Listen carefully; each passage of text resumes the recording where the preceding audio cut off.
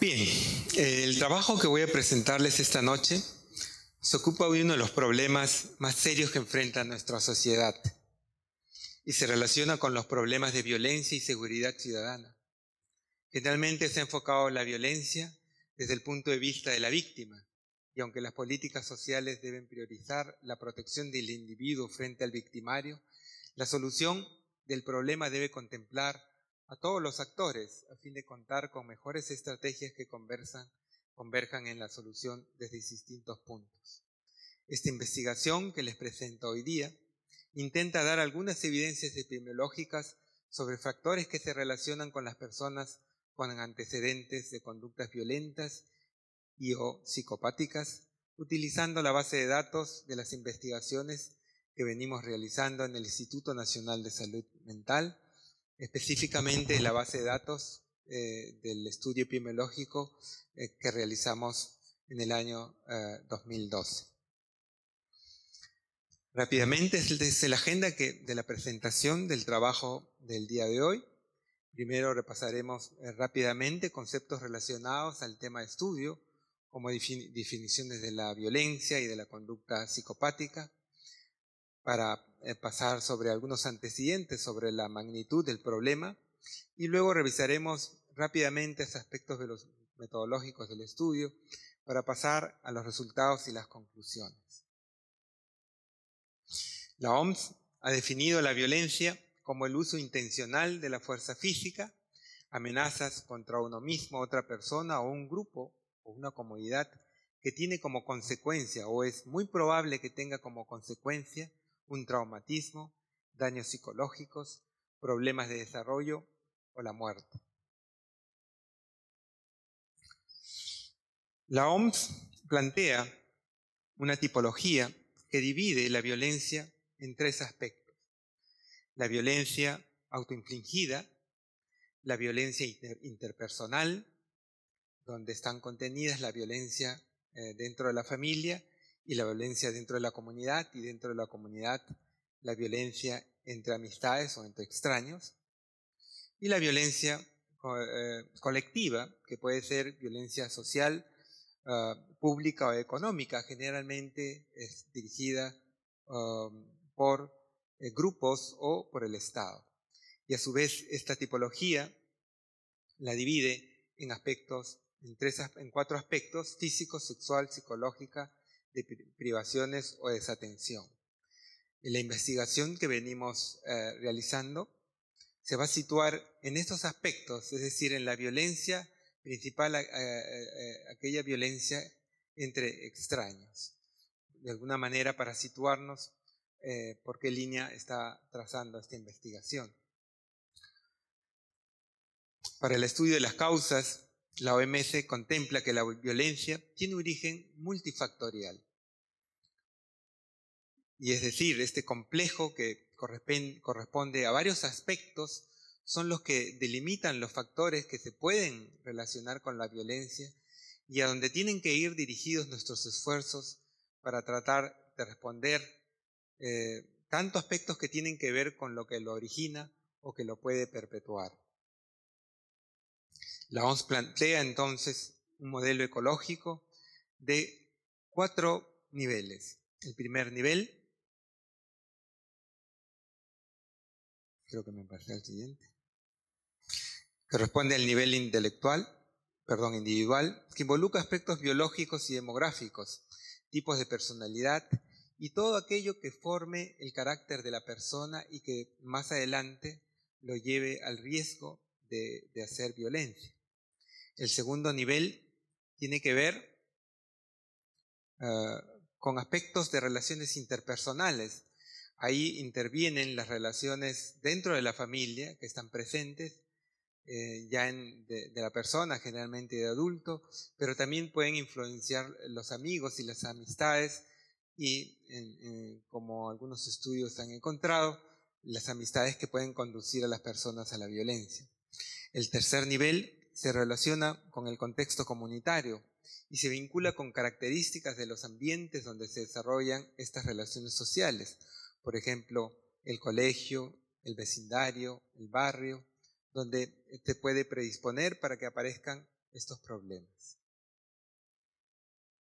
Y finalmente, el cuarto nivel, que es el nivel más amplio que se refiere a la sociedad, donde están contenidos los prejuicios que tienen las sociedades, las creencias que albergan, las políticas que se han ido formando y que a veces promueven, pero a veces también dificultan que se pueda luchar adecuadamente contra la violencia.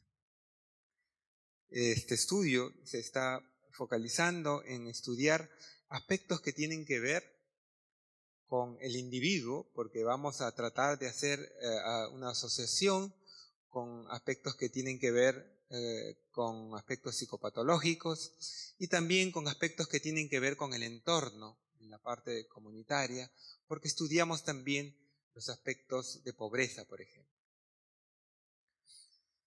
Bien. Junto con violencia, el otro aspecto que analizamos es la conducta psicopática, que está íntimamente relacionado con la violencia e inclusive forma parte de su sintomatología. Para hacer algunas aclaraciones que a veces se hacen en otros lugares como cosas diferentes, en la actualidad se considera como sinónimo de la conducta antisocial o sociopática la psicopatía, o sea, estamos hablando de los términos iguales.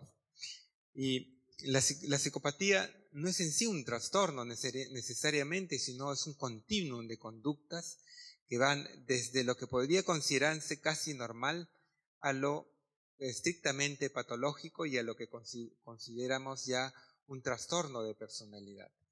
Las personas psicopáticas se caracterizan por ser irresponsables, no respetan las reglas y los derechos de los demás, son despreocupados e insensibles con los demás, con regularidad son impulsivos, irritables y agresivos, carecen muchas veces de remordimiento, pueden mentir con frecuencia, realizan actos delictivos y conductas violentas. El tipo de conducta psicopática que caracteriza la personalidad psicopática se inicia al menos desde la adolescencia intermedia. Y hay un síndrome que se llama síndrome de psicopatización, que es necesario mencionarlo, que fue descrito por Humberto Rotondo y después ha sido profundizado por Nizama y otros, que vinculan este síndrome de psicopatización con el consumo de sustancias. Estas personas no tienen personalidades psicopáticas o trastornos de personalidades psicopáticas y más bien el consumo de sustancia los lleva a este tipo de conductas. Los criterios diagnósticos del DSM-5 establecen la necesidad de 3 de 7 síntomas, siendo uno de ellos el relacionado con conductas violentas. Por tal motivo se ha sugerido diferenciar en los estudios entre aquellos con violencia y sin violencia. Y eso es lo que hemos pretendido, van a observar como método de exploración de este problema. El problema de la violencia interpersonal tiene un origen ancestral, ¿no? De alguna forma, el defendernos de los posibles noxas que pudieran poner en peligro nuestra vida, motivó que obligatoriamente tuviéramos centros que nos permitiera esbozar actitudes agresivas y defendernos de ese entorno. En realidad, no siempre la violencia fue considerada un problema de salud pública. Este reconocimiento tiene oficialmente a partir de la OMS solo un par de décadas, ¿no?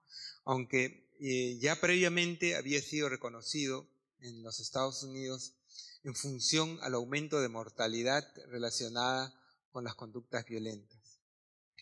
Más de 500.000 de personas, dice la OMS, mueren en el mundo anualmente a consecuencia de la violencia interpersonal. Esto significa de que cada minuto muere una persona en el mundo vinculada a la violencia interpersonal. Eso significa que al terminar esta sesión habrán fallecido por lo menos 120 personas en el mundo. Y el efecto que tiene esto no solo es hacia las víctimas, sino hacia todas las personas que los rodean.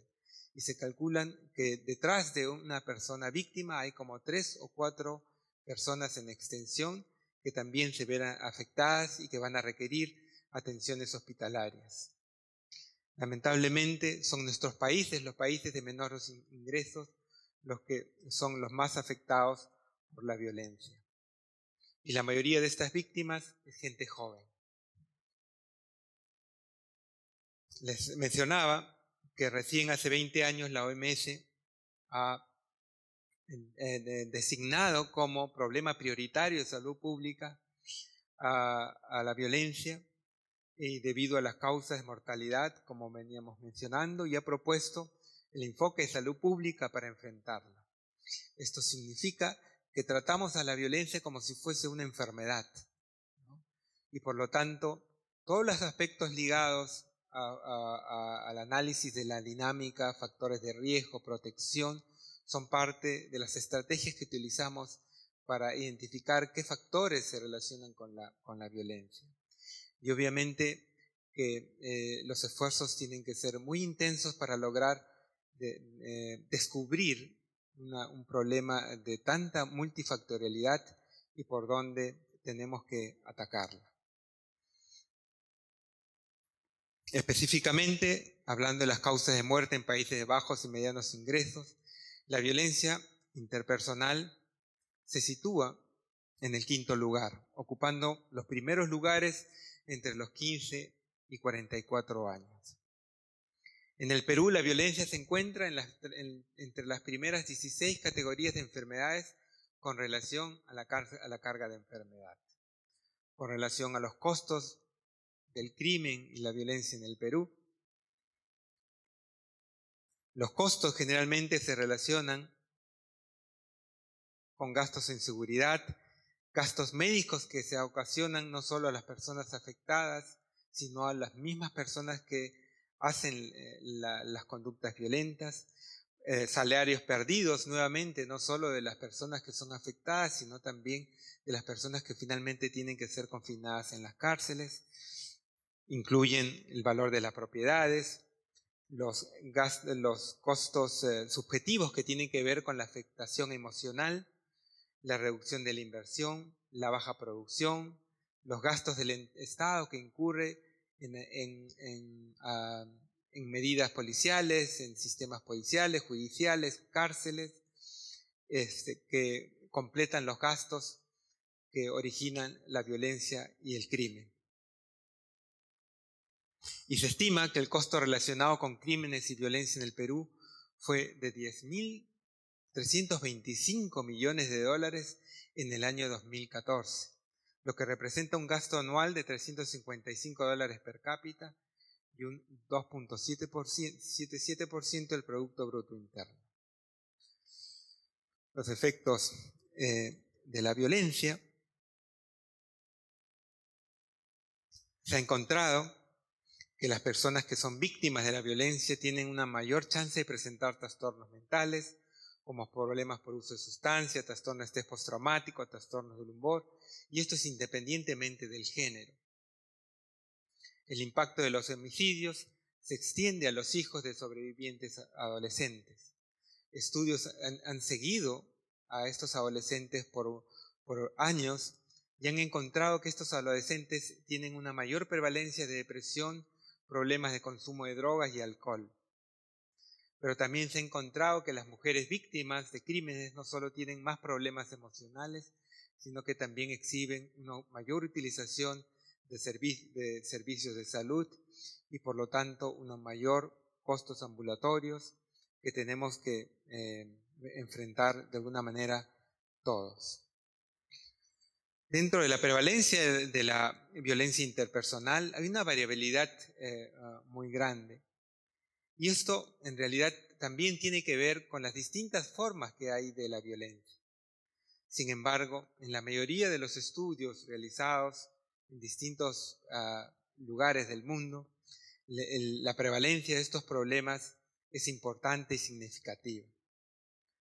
En el Perú tenemos como antecedentes los trabajos del profesor Perales, que en una urbanización popular del distrito del Rímac describe en adultos que 11% pegó fuerte a un niño y lo lesionó. y 20% tuvo peleas a golpes y 6.5% usó armas de pelea. También tenemos los antecedentes del trabajo de la doctora Soji, que reportó en el Distrito de Independencia una prevalencia de vida del trastorno de personalidad antisocial del 7.1% y una prevalencia anual de 5.5%.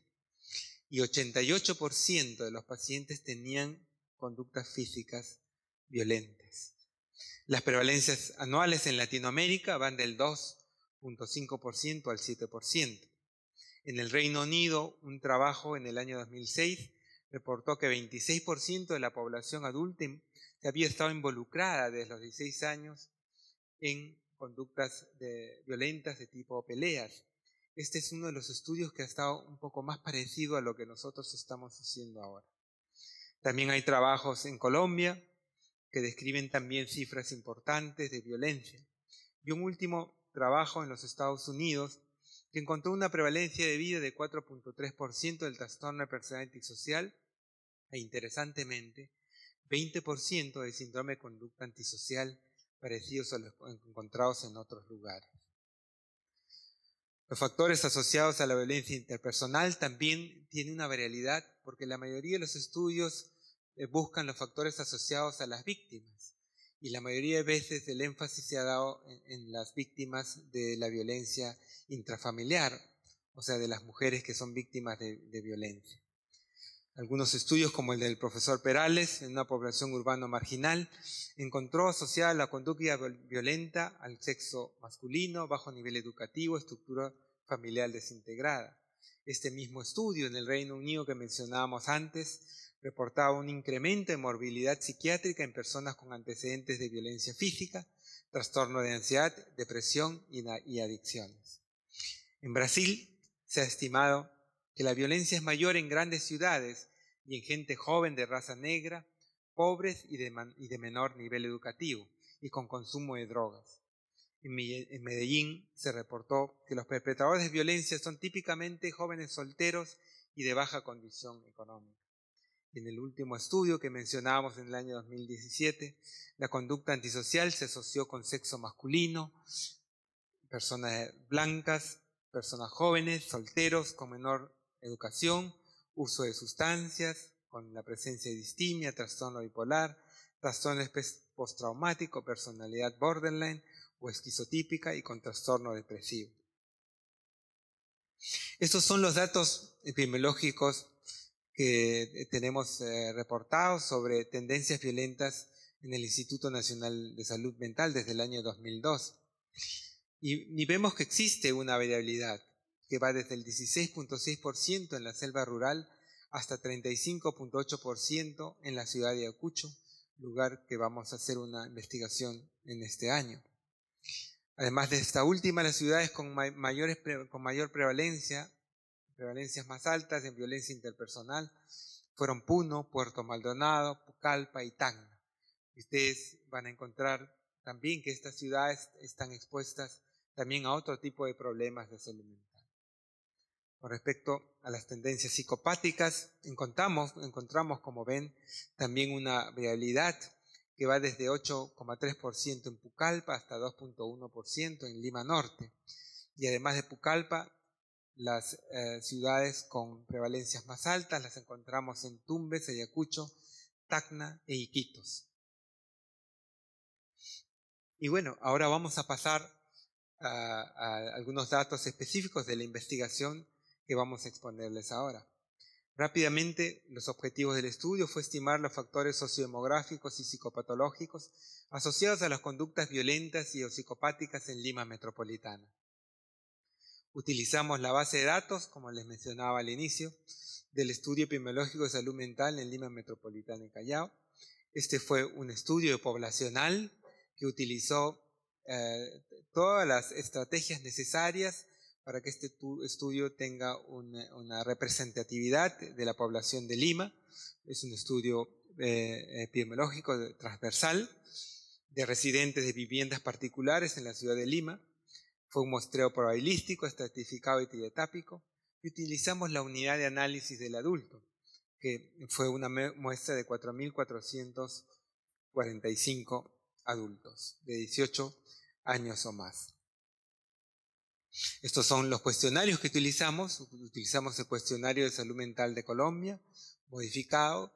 Es un cuestionario que el instituto viene utilizando muchos años, que el doctor Perales tuvo bien a adaptar y a validar en los estudios seminales epidemiológicos en este campo, de donde hemos recolectado preguntas psicopáticas y violentas, indicadores suicidas, pensamientos homicidas y uso de sustancias. Para la identificación de trastornos mentales utilizamos la entrevista neuropsiquiátrica internacional, la versión CIE-10. Hemos utilizado también el cuestionario de juego patológico de South Oak para identificar este problema, y una ficha de datos demográficos y socioeconómicos que utilizan preguntas de las que emplea el INEI para sus estudios. Bien, ¿cómo hemos definido entonces las conductas violentas y las conductas psicopáticas? Las conductas violentas hemos considerado aquellas personas que desde los 18 años le ha pegado a un niño menor y le ha dejado moretones. Desde los 18 años ha participado en más de una pelea que haya acabado a golpes, o ha participado en una pelea y ha usado piedras, palos, cuchillos, navajas, hondas, machete, verduguillos u otro elemento punzocortante. En una pelea ha usado armas de fuego como pistolas, escopeta o rifles.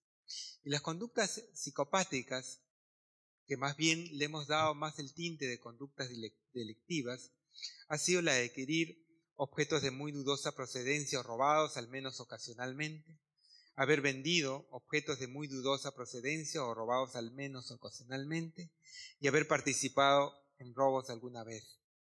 Hemos retirado de las conductas psicopáticas el hecho de mentir mucho, porque esta es una conducta que no necesariamente está asociada a conductas delictivas, y por lo tanto no queríamos que esta parte de la variable esté sobredimensionada por personas que probablemente tengan otro tipo de problemas y no necesariamente las conductas psicopáticas.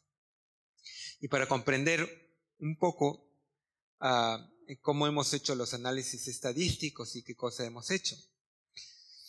Por un lado, tenemos las conductas que estamos evaluando, que son las conductas psicopáticas o violentas, y le hemos dividido en 4 partes.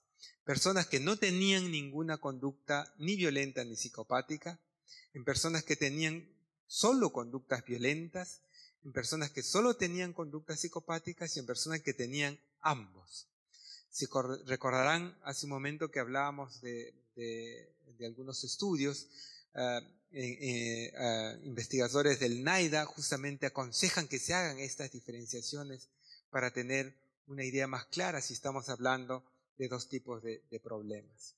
Y esto lo hemos asociado con los factores sociodemográficos por un lado y los factores psicopatológicos. Hemos hecho primero asociaciones, le llamamos de vis a vis, entre las variables, en este caso de conductas, y cada uno de los factores sociodemográficos, pero eso no basta para afirmar si es que un problema se asocia con el otro. Y justamente los análisis de regresión logística multinomial que empleamos nos ayudan a discriminar qué factores realmente son los que tienen importancia. Por ejemplo, yo podría encontrar asociado una conducta violenta con problemas de pobreza, y también encontrar que está asociado con temas de educación, y tener una duda si es que esto está asociado con alguno de los dos. Lo que nos permiten estos análisis estadísticos es discriminar cuál de los dos en realidad está apoyando más. Y a veces puede ser que no sea la pobreza el que está sumando a la asociación, sino por ejemplo la falta de conducta. Y eso nos permite focalizar un poco más dónde tienen que centrarse las actividades. Bien, esto les presento simplemente para hablar de los procesos de validación que tienen los instrumentos y la calidad de las estrategias de control de calidad que tienen los estudios. que pasa desde las adaptaciones lingüísticas que hemos hecho al instrumento durante estos años en todos los lugares del mundo, del país. Hemos hecho focus group, prácticamente tenemos representado ya todo el país, porque hemos ido inclusive a zonas rurales para asegurar que las personas entiendan las preguntas que se les formulan. Hemos hecho análisis psicométricos de estos instrumentos que están publicados y que estuvieron a cargo de la psicóloga Yolanda Robles, que nos acompaña también el día de hoy. Y además hemos incluido todos los procesos de control de calidad que tienen que tener estos estudios. Bien, y ahora ya entrando un poco de lleno a los resultados. Este primer cuadro en realidad está presentando lo que ya está publicado, ustedes lo pueden encontrar en el Estudio Epidemiológico de Salud Mental de Lima Metropolitana y Callao, ¿no? Donde aquí no aparece en el cuadro, pero encontramos que 2.8% de la población adulta había estado perpetuando alguna vez en su vida un robo, y en general 4.4% había perpetrado algún acto delictivo, como vender o comprar objetos de dudosa procedencia robados, incluido el robo mismo, que es la variable que estamos analizando ahora. En todos los casos hemos encontrado diferencias significativas entre sexos, pero curiosamente, algo que pudiera escapar, uno puede pensar que los hombres están en la punta, pero sin embargo, en lo que es agresión a menores y dejarle moretones, las mujeres tienen una prevalencia más alta que los varones, ¿no? Y esto nos tiene que hacer reflexionar que el tema de la violencia no solo está en realidad en el varón, sino también está en la mujer. Y cada vez más se está trayendo a colación que esta violencia hacia la mujer tiene que estar complementado con conductas de la mujer también hacia el hombre. Y se hablan inclusive de agresiones mixtas que configuran otro tipo de problema y que tenemos que considerar. En los otros aspectos, por ejemplo, como peleas a golpes, donde la prevalencia fue prácticamente el 20%, obviamente los varones tienen las prevalencias más altas, igual con peleas con objetos, peleas con armas de fuego, y estas son las tendencias psicopáticas, de las cuales aquí está incluido la mentira frecuente, encontramos en 5.4% de la población. Esto es lo que tenemos publicado. Dentro de lo que analizamos para este estudio, entonces, tenemos que encontrarnos de que toda la muestra que analizamos, el 75%, no tenía ni conductas violentas ni conductas psicopáticas. 20% tenían conductas violentas, 2% tenían solo conductas psicopáticas y 2.4% tenían conductas violentas y psicopáticas. En estos dos casos, el N que teníamos en estos dos casos es cerca de 100 personas, lo que nos permitía los análisis estadísticos que presentamos a continuación. Esta es la relación con sexo. Y aquí déjenme hacerles brevemente una explicación para que entendamos un poquito el gráfico. Cuando aparece este recuadro rojo, significa que este hallazgo es significativamente más alto de aquello con el cual estamos comparando, que son las personas con ninguna conducta. Cuando aparece rojo y además amarillo, significa de que esta conducta es superior al grupo en los cuales no tenían ninguna conducta, como aquí es muy evidente. Pero no solo eso, sino que este hallazgo es superior a los otros dos grupos de conductas que tenemos, ¿no? Lo que nos marca, por ejemplo, en este caso, una diferencia y también algo interesante, que cuando vemos las personas solo con conductas psicopáticas, en este caso es el sexo masculino, lo que colocamos acá, es el 49%, o sea que prácticamente en conductas psicopáticas es lo mismo entre hombres y mujeres, en que solo tienen conductas psicopáticas. Y la característica de violencia es lo que hace la distinción entre el sexo. Y esto también nos debe probablemente reflexionar de que los criterios diagnósticos que normalmente nosotros aplicamos para la definición de trastornos de personalidad psicopática, de repente están muy masculinizados. Y de repente tenemos que echar ojo a otros aspectos de la psicopatización que no son tan tradicionales y que, si ustedes revisan los criterios del trastorno de personalidad psicopática, son criterios más o menos intensivos y que probablemente exista ahí una tendencia a masculinizar. Cuando vemos en términos entonces de diferencias significativas, la diferencia sí es con la conducta violenta y con aquellos que tuvieron conducta violenta o psicopática. Nuevamente, los dos tienen el mismo componente de violencia. Cuando hablamos de grupos etarios en la población adulta, encontramos lo que se han encontrado en otros estudios. Es decir, que hay una mayor frecuencia de personas jóvenes en estos grupos, y en este caso, los tres grupos de conductas psicopáticas o violentas son estadísticamente superiores a aquellos que no tienen ninguna conducta.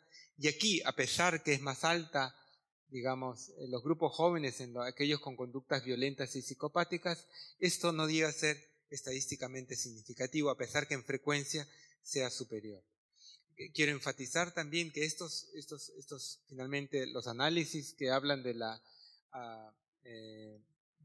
significancia son análisis ya controlados, ¿no? Con respecto a nivel educativo, encontramos las diferencias significativas solo con conductas violentas y aquellos con conductas violentas y psicopáticas. En cambio, a nivel de aquellos con solo conductas violentas, no encontramos diferencias significativas en relación al nivel educativo, que normalmente nos habla de una diferenciación, que vamos a seguir viendo más adelante. Esto tiene que ver con aspectos sociales. El tema de aseguramiento, encontramos que solo es significativo para aquellas personas que tienen conductas violentas y psicopáticas. Nuevamente es un grupo que lo posiciona en un nivel de desventaja. Con respecto a la pobreza, a pesar que los estudios generalmente mencionan que las conductas violentas se asocian a pobreza, este estudio encuentra que solo está asociado a la pobreza, especialmente la pobreza extrema, a la conducta violenta y psicopática, a aquellos que tienen las dos conductas. Este es un hallazgo, nos parece interesante, ¿ya?, que no ha sido reportada de esa manera en otros estudios. Pasando ya a los trastornos, encontramos una diferencia marcada de prevalencia de trastornos mentales, especialmente en aquellas personas que tienen ambas conductas, violencia y psicopática. Esto nuevamente significa que esto es superior a los otros tipos de conducta, e inclusive superior al grupo control, que son los que no tienen ninguna conducta. ¿Ya? Esto significa que 61% de las personas con conductas violentas y psicopáticas han tenido un trastorno mental en algún momento de su vida. Esto es un porcentaje sumamente alto. O sea, casi si encontramos algunas personas que tienen alguna de estas preguntas que hemos definido hace un rato, vamos a tener la seguridad de que han tenido problemas de salud mental. Y esto se sigue arrastrando a las prevalencias actuales. Y nuevamente aquí tenemos prácticamente un tercio de las personas.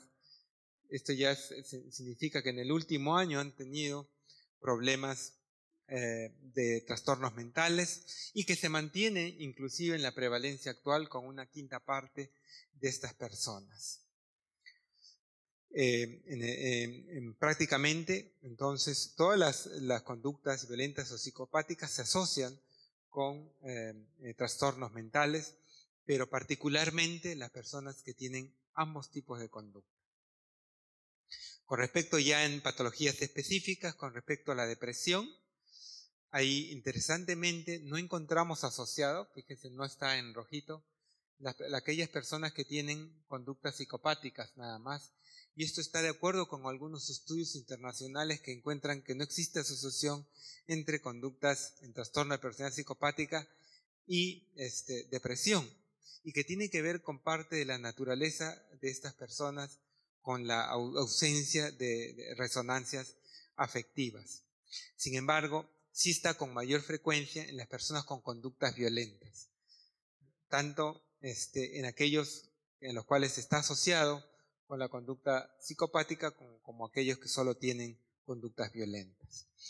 Con los trastornos de ansiedad lo tenemos asociado con todos los trastornos, las conductas violentas. Hay muchas patologías que tienen manifestaciones de violencia. Sin embargo, aquí estamos hablando de violencias más severas, no solo irritabilidad, sino las violencias que hemos mencionado. Con el tema del consumo de sustancias, como también se ha encontrado en otros estudios, pero aquí particularmente, nuevamente encontramos que aquellos con conductas violentas y psicopáticas, prácticamente la mitad de estas personas han tenido problemas de abuso o dependencia de alcohol en algún momento de sus vidas, y estas diferencias con el resto se mantienen inclusive en las prevalencias actuales. Sin embargo, ambos tipos de conductas también se relacionan con problemas de alcoholismo. Con respecto a la presencia de episodios psicóticos, esto no está de esta manera, no encontrar en la literatura algo específicamente que sea publicado en relación a esto. Sí hay estudios que relacionan la violencia con esquizofrenia, pero no en la medida como se está haciendo este análisis que incluye la presencia de conductas psicopáticas, que como ven ustedes acá, las diferencias, aunque no son significativas, distintas a las demás, probablemente por el tamaño de la muestra, sí son importantes en relación al grupo control, y que en lo que es la prevalencia anual se mantiene significativo en todos los aspectos. También debemos considerar que como muchas de estas personas consumen sustancias, consumen cocaína, consumen marihuana, podría estar eso mediando también la presencia de este tipo de conductas. Con respecto a las conductas suicidas, tampoco hay mucho publicado con conductas suicidas específicamente, por lo menos no en lo que me ha tocado revisar.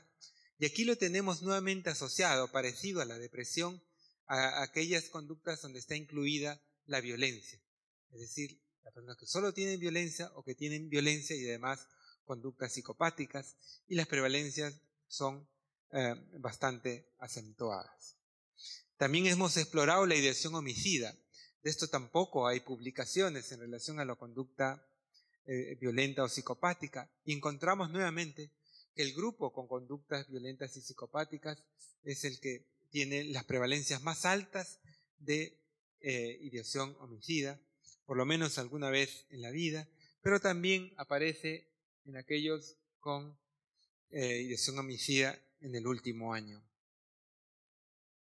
No sabemos todavía la importancia que tenga este hallazgo, porque todavía no se sabe con certeza si la presencia de pensamientos homicidas tenga un valor pronóstico.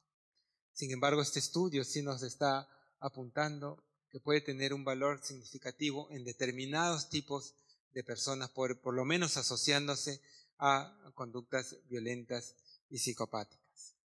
Algunos estudios universitarios han encontrado una alta prevalencia de ideación homicida, y no necesariamente eso significa que haya habido muertes en función a eso. Hemos incluido el análisis con consumo de sustancias, hemos evitado entrar al análisis de la dependencia por temas del tamaño de muestra. Pero aquí también, interesantemente, lo encontramos asociado con consumo de marihuana en todos los casos de violencia, pero especialmente en aquellos con violencia y conducta psicopática, y también en consumo de cocaína. Es conocido la asociación de cocaína con conductas psicopáticas, y aquí entra a tallar lo que habíamos hablado de la psicopatización. Este hallazgo con marihuana es un hallazgo que también es interesante resaltar, porque hay una tendencia a normalizar el uso de marihuana y a considerarlo cada vez más inclusive como un tratamiento medicinal. Sin embargo, Inclusive hay estudios que hablan de que la agresividad disminuye con el consumo de marihuana cuando se compara con las personas con problemas de alcohol que consumen alcohol. Han hecho estudios en que han diferenciado la reacción, por ejemplo, que tiene en función con test psicológicos acerca de agresividad tomando alcohol, donde salen cifras más altas de agresividad, y han comparado con personas con problemas de marihuana y les dan la marihuana y de alguna manera disminuye la agresividad, y en eso se ha apoyado, entre otras cosas, para decir de que hubiese una disminución. También se ha apoyado porque han disminuido en algunos sitios los accidentes de tránsito, porque se refieren de que en vez de alcohol se han ido hacia el consumo de marihuana y que por lo tanto disminuyen los accidentes automovilísticos en función a eso, poniéndolo como en un sentido un tanto, entre comillas, benéfico. Sin embargo, hay otros estudios de seguimiento que han establecido la relación entre marihuana y violencia, y este estudio también estaría apoyando esa noción. Tenemos que tenerlo en consideración cuando nos toque hacer las sugerencias en ese sentido, que la Academia Nacional de Medicina probablemente le toque hacer eso. También hemos encontrado asociado las conductas violentas, pero también las psicopáticas, con el juego patológico. Esto tampoco ha sido reportado. Sin embargo, hay un estudio en mujeres que lo ha asociado conductas violentas con juego patológico. Probablemente aquí esté mediando más bien la conducta psicopática, porque ambos grupos comparten las conductas psicopáticas. También en lo que es adicción al tabaco y dependencia, las personas con conductas violentas y psicopáticas tienen significativamente conductas más elevadas. Bien, eso, digamos, ha sido en líneas generales los hallazgos que he querido presentarles. Empiezo mencionando que no existen en realidad referentes a nivel metropolitano o regional de estudios de esta naturaleza en el país, ¿no? Y tampoco probablemente de la profundidad que se ha hecho a nivel tampoco latinoamericano. El estudio confirma la asociación de variables sociodemográficas como edad, nivel educativo, con las variables de conductas violentas y psicopáticas. Sin embargo, confirma la asociación con pobreza extrema solo para las personas con ambas conductas. Sin embargo, en el análisis siempre por ahí aparece el tema educativo, que también nos debe hacer reflexionar. No se encontró diferencias significativas con relación al sexo, lo habíamos mencionado, en personas solo con conductas psicopáticas, y las reflexiones que ya hemos hecho. En relación a la comorbilidad, a la alta comorbilidad psiquiátrica que hemos encontrado, particularmente en aquellos con violencia y con conductas psicopáticas, o sea que tienen ambos tipos de conductas, aún controlándolos con el resto de trastornos, donde no solo están incluidos los problemas de adicciones, sino también problemas de depresión, nos debe hacer reflexionar sobre la importancia de incluir líneas de programas de salud mental en las personas que tienen violencia o que tienen conductas delictivas, y lo vamos a reforzar en las sugerencias finales. También se encontró una asociación importante con indicadores suicidas, pero no con aquellos que solo tenían conductas psicopáticas. Se halló una asociación importante de pensamientos homicidas, del cual hemos también comentado, que todavía no sabemos bien el significado preventivo de este hallazgo. También hemos de alguna manera demostrado que esta diferenciación entre conductas violentas y psicopáticas, o conductas solo psicopáticas, nos discriminan probablemente tipo distinto de personas, y especialmente unas personas mucho más afectadas, las que tienen ambas conductas. Y aquí algo que hemos encontrado en la literatura: cómo unimos entonces las conductas violentas, psicopáticas y también las psicopatológicas. Y se habla de algo que los psicólogos mencionan: desregulación emocional, que tiene que ver, algunos lo llaman como autocontrol, que tiene que ver con esa capacidad que nosotros tenemos de adaptarnos al ambiente y de responder en función como se está presentando el ambiente y responder de una forma acorde. En ambos casos se ha encontrado que tanto las conductas violentas como psicopáticas hay un problema de regulación emocional, como lo mismo sucede con los problemas psicopatológicos. Entonces, por ahí se establece una línea de investigación importante. Entonces, en comparación con las personas sin conductas violentas o psicopáticas, las personas con antecedentes de solo conductas violentas tienen mayor chance de ser personas jóvenes, de sexo masculino, tener menos instrucción, padecer de depresión, trastorno de ansiedad generalizada, padecer de abuso, dependencia de alcohol y tabaco, tener indicadores suicidas, pensamientos homicidas y consumir sustancias ilegales. Las personas con antecedentes de solo conductas psicopáticas tienen mayor chance de ser personas jóvenes, analfabetas, tener menores ingresos familiares, padecer de trastornos de estrés postraumático, haber padecido de abuso o dependencia de alcohol alguna vez en su vida, ser probables jugadores patológicos, tener pensamientos homicidas, ser consumidores de marihuana y haber sido consumidores de cocaína. Finalmente, las personas con conductas violentas y psicopáticas tienen una mayor chance de ser jóvenes, de sexo masculino, tener menos educación, no tener seguros médicos, vivir en una vivienda de características inadecuadas, vivir en pobreza extrema, padecer de trastornos depresivos, trastornos de personalidad generalizada, abuso, dependencia de tabaco, ser jugador patológico, haber presentado indicadores suicidas alguna vez en su vida, presentar pensamientos homicidas, consumir marihuana y haber consumido cocaína. Vemos claramente que este tercer grupo es el grupo más problematizado. Las limitaciones de este estudio tienen las mismas limitaciones que tienen los estudios de esta característica, que son a nivel poblacional. Obviamente que no podemos hacer los estudios con psiquiatras que vayan a hacer las evaluaciones a cada una de las personas. Eso es impracticable desde el punto de vista, para empezar, económico. Y por lo pronto utilizamos instrumentos que nos ayudan a identificar estos problemas. Pero hay otros aspectos que pueden influir en cómo responden las personas, especialmente de este tema tan sensible como es la violencia o las conductas psicopáticas. ¿Ya? Y para eso es que a veces de lleno no se hacen las preguntas si eres un ladrón, ¿no? O se hacen preguntas más fuertes, porque eso podría despertar claramente el aspecto de deseabilidad social, que es uno de los problemas que se enfrentan este tipo de investigaciones, así como el temor a ser estigmatizados.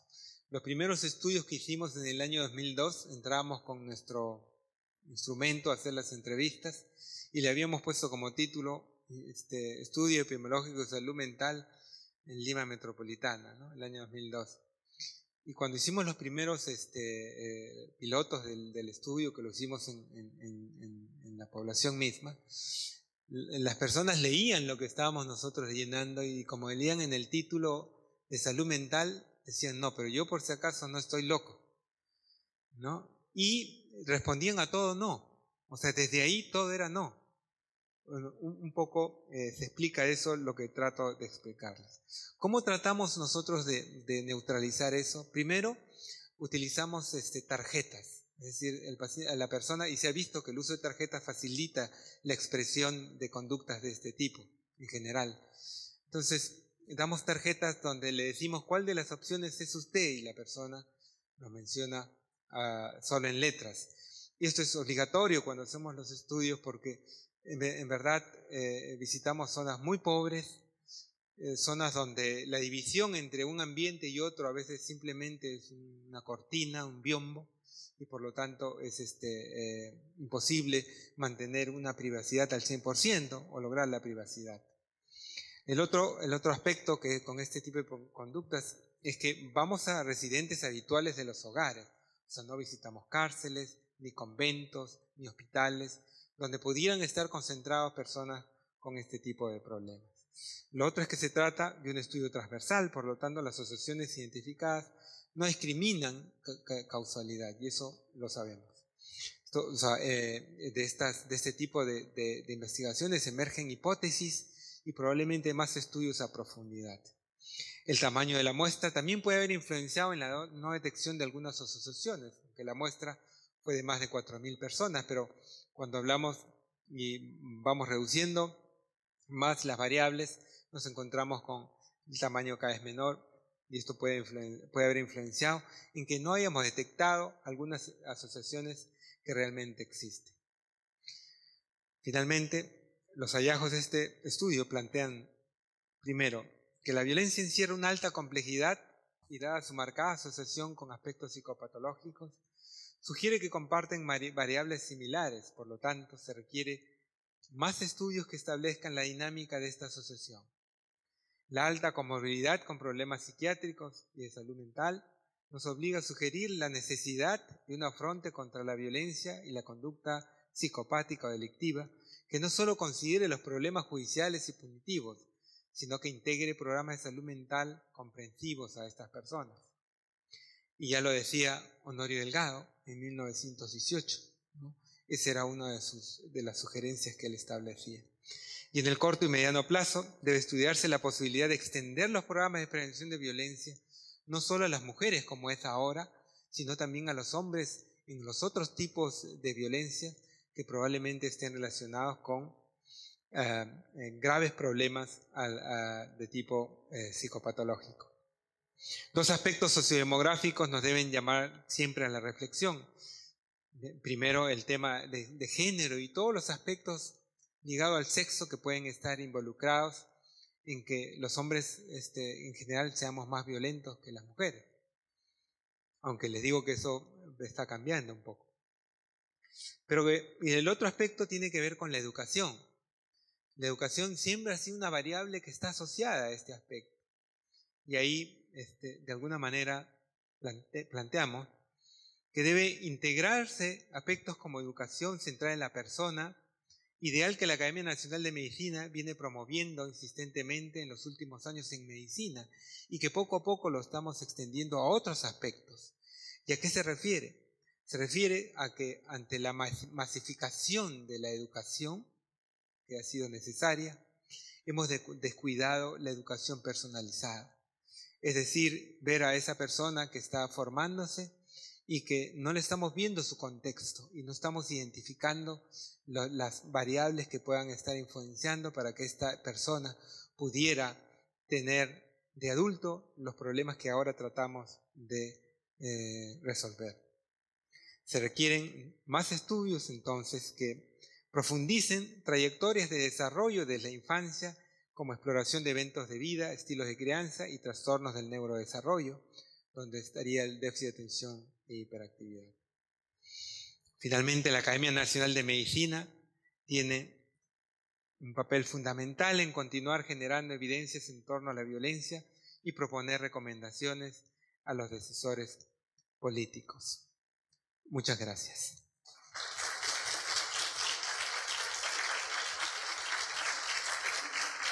Señor